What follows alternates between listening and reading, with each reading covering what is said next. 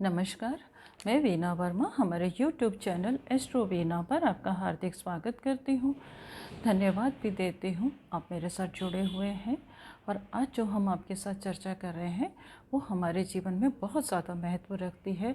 और जितने परिवार हैं कहीं ना कहीं वो इस परेशानी उनके जीवन में रहती है और उसका निवारण कैसे हो ये भी हमें देखना होता है।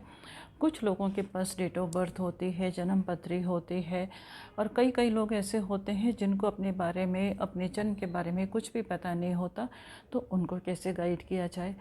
और अगर हमें डेट ऑफ बर्थ मालूम भी है, हमारी जन्म पत्री भी मालूम है, तो कई समस्याएं ऐसी होती हैं कि जिनको हम सिंपल उपायों के द्वारा दूर करें तो हमारे लिए बहुत ज़्यादा ज़रूरी रहता है। क्योंकि सब एक परिवार में रहने वाले लोग जो हैं वो सब अलग अलग व्यक्तित्व के होते हैं। चाहे वो हस्बैंड वाइफ हो, भाई बहन हो, या और भी कोई हो, सबका व्यक्तित्व जो है वो, सबका आचरण जो है, और सबके जो विचार हैं, सबका नेचर जो है वो अलग होता है। और जब अलग नेचर होता है तो होता क्या है कि किसी न किसी कारण से घर में थोड़ा सा तनाव उत्पन्न हो जाता है, और जिसको हम बोलते हैं गृह कलेश। और गृह कलेश होने के बहुत सारे कारण हो सकते हैं, कारण कोई भी हो, पर गृह कलेश अगर होता है तो जीवन में लोगों के बहुत ज़्यादा परेशानी आ जाती हैं। और अगर घर में परेशानी है, घर का वातावरण अनुकूल नहीं है, तो सबसे पहले तो हमें धन संबंधी परेशानी आती है। जब धन संबंधी परेशानी आती है तो कहीं घर में नुकसान होने लगता है, सोर्सेज ऑफ इनकम कम हो जाते हैं, लोगों के विचार आपस में नहीं मिलते। जब विचार आपस में नहीं मिलते तो क्या होता है कि माहौल जो है वो तनावपूर्ण हो जाता है। जब तनावपूर्ण माहौल हो जाता है तो बच्चे जो शिक्षा प्राप्त करना चाह रहे हैं वो कंसंट्रेट नहीं कर सकते, वो घर की परेशानियों में उलझ के रह जाते हैं। साथ ही साथ जो काम पर जाते हैं वो भी परेशानी में जाते हैं, तनाव लेके जाते हैं, तो उनके जीवन में उनके जीवन में भी परेशानियां होती हैं, काम में भी परेशानियां होती हैं, और किसी न किसी तरह से उनकी प्रोफेशनल लाइफ डिस्टर्ब होती है। जब प्रोफेशनल लाइफ डिस्टर्ब हो जाएगी तो सोर्सेज ऑफ इनकम एक तरह से ना के बराबर हो जाएंगे, कम हो जाएंगे, और उसकी वजह से हमें हमारे और अगर कलेश अगर घर में जिसमें होता है तो वहाँ सबसे ज़्यादा क्या होता है कि लोगों को एंग्जाइटी बहुत हो जाती है, बात बात में आर्ग्यूमेंट हो जाते हैं। जब ये बहुत ज़्यादा आर्ग्यूमेंट हो जाते हैं तो लोगों के स्वास्थ्य के ऊपर भी फ़र्क पड़ता है। जब लोगों का स्वास्थ्य खराब होगा तो उसमें खुशहाली कैसे आएगी, तो कहीं ना कहीं बहुत ज़्यादा नकारात्मक ऊर्जा आ जाती है। और जब घर में नकारात्मक ऊर्जा आ गई तो वो घर कभी भी तरक्की नहीं कर सकता। तो बहुत सारे वास्तु के भी उपाय होते हैं, एस्ट्रोलॉजिकली भी उपाय होते हैं, और किस वजह से घर में तनाव रहता है वो सब भी चीज़ें होती हैं। परंतु कभी कभी ऐसा होता है कि कुछ सिंपल उपाय कर लिए जाएं। कोई सिंपल उपाय क्या है कि हमारे बुज़ुर्ग कई बार हमें बताते हैं कि अगर बुज़ुर्ग हमारे को शुरू से बताते आए हैं कि आप ये काम करो, इस तरह से काम करो, ये उपाय करो, तो आपके जो काम है अनुकूल होने लगेंगे। तो कुछ तो ऐसे उपाय होते हैं कि जिससे कि सभी घर के लोगों का जो तालमेल अच्छा हो जाए, उनके अंदर जो भी तनाव है वो कम हो जाए, और इस क्लेश से हम कोशिश करें कि मुक्ति पा जाएं।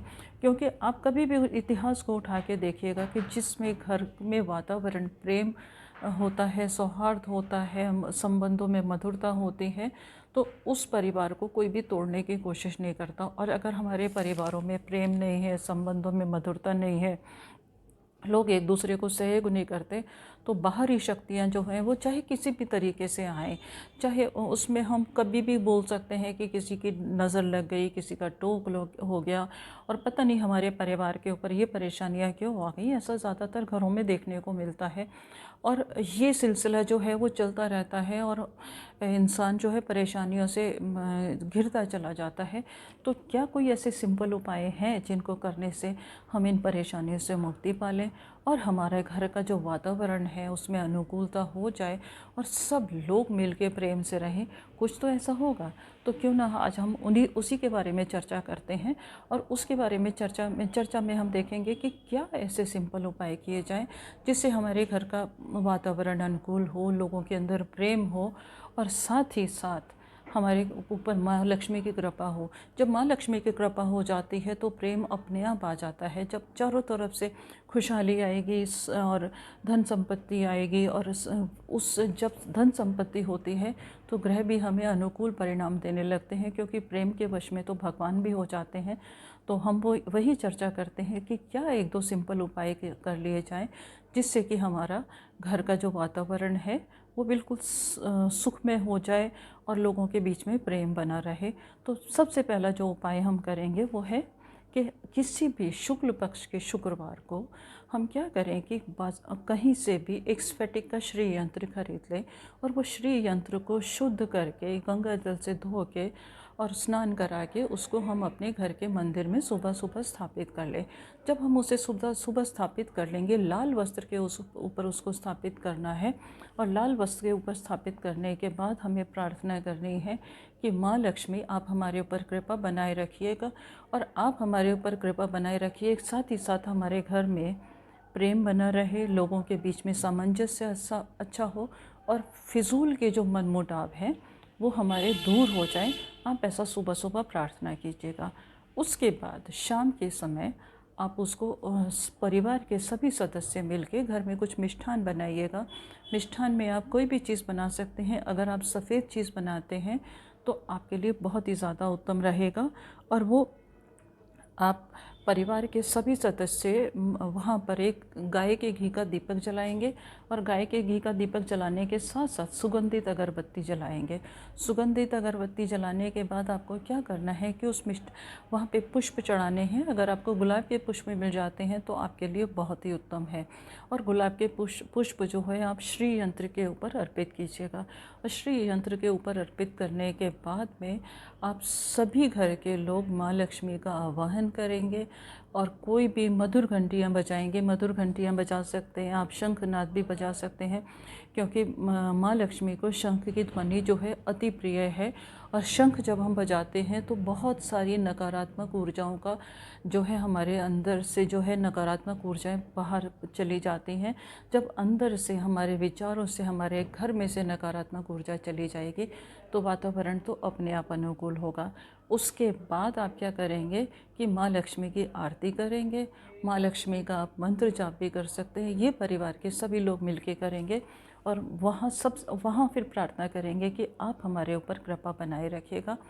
अगर आप रोज़ शाम को भी ये प्रार्थना करेंगे, श्री यंत्र की स्थापना करने के बाद रोज़ प्रार्थना करेंगे, तो आपके घर में से नकारात्मक ऊर्जाएं चली जाएंगी। आपका घर का जो वातावरण है बहुत प्रेम वाला हो जाएगा, और लोगों में सामंजस्य स्थापित हो जाएगा, और ग्रह कलेश जो है वो काफ़ी हद तक ख़त्म हो जाएगा। एक तो आप प्रयोग ये करेंगे। अगर रोज़ संभव नहीं है तो आप कम से कम शुक्रवार के शुक्रवार मिष्ठान का भोग लगा के सभी लोग माँ लक्ष्मी के साथ सम्मुख प्रार्थना ज़रूर करेंगे। उसके बाद मैं आपको एक छोटा सा उपाय बताती हूँ।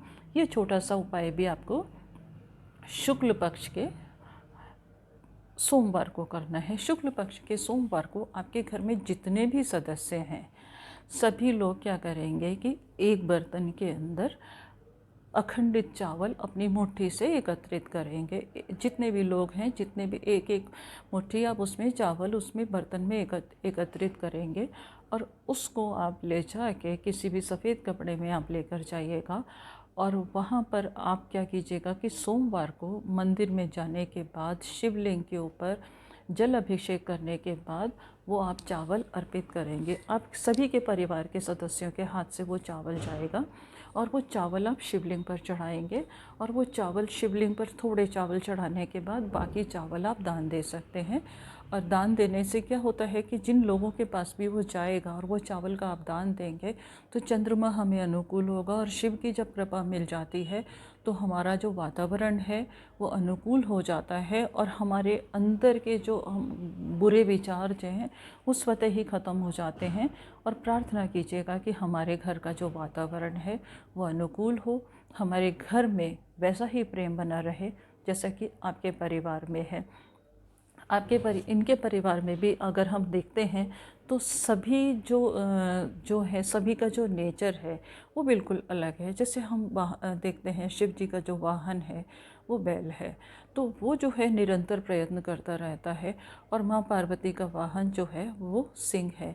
इन दोनों की आपस में शत्रुता है, परंतु फिर भी ये प्यार से रहते हैं।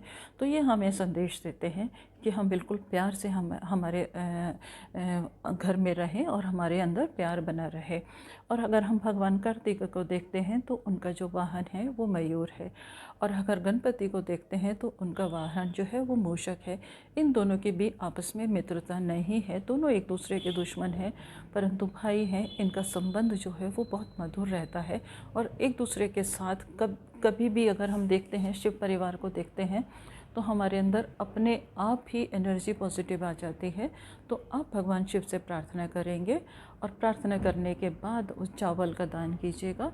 और अपने ये अगर आप 5 सोमवार भी करेंगे तो आपके घर में जो है खुशियाँ आती रहेंगी।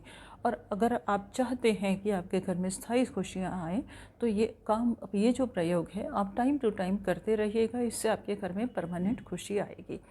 और एक छोटी सी टिप मैं आपको लास्ट में देना चाहूँगी। इसमें आप चाहे इसको हम वास्तु की टिप मान सकते हैं।